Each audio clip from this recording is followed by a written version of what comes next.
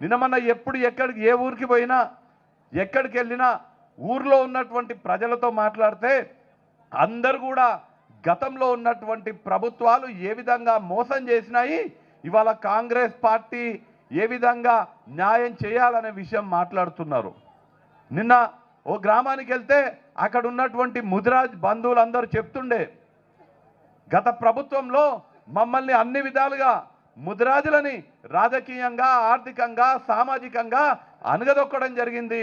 రాష్ట్రంలో 119 అసెంబ్లీ నియోజకవర్గాలు ఉంటే ఎమ్మెల్యేలుగా 119 మందులు పోటీ చేసే అవకాశం ఉంటే బీఆర్ఎస్ పార్టీ ఎంతమంది ముదిరాజులకు టికెట్లు ఇచ్చిందంటే 0.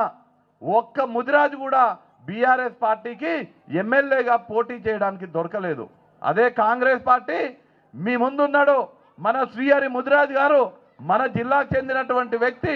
ఎంతో మందికి ముదిరాజులకు టికెట్ ఇవ్వడమే కాకుండా ఇవాళ రాష్ట్ర ముదిరాజులకు ప్రతినిధిగా మన శ్రీహరి ముదిరాజ్ గారు ఉన్నారు. ఇవాళ చెప్తున్నారు ముదిరాజులందరూ, మమ్మల్ని మోసం చేసినటువంటి, మమ్మల్ని అనగదొక్కే ప్రయత్నం చేసినటువంటి బీఆర్ఎస్కి మేము బుద్ధి చెప్తామనే మాట చెప్తున్నారు.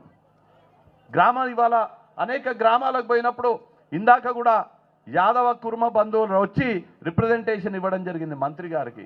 ఏ ఊరికి పోయినా చెప్తున్నారు, మా దగ్గర డీడీలు కట్టించుకున్నారు, మా దగ్గర డీడీలు కట్టించుకొని గొర్రెలు ఇస్తని చెప్పిండ్రు, డీడీలు తీసుకున్నారు, గొర్రెలు మాత్రం లేవు అనే మాట చెప్తున్నారు.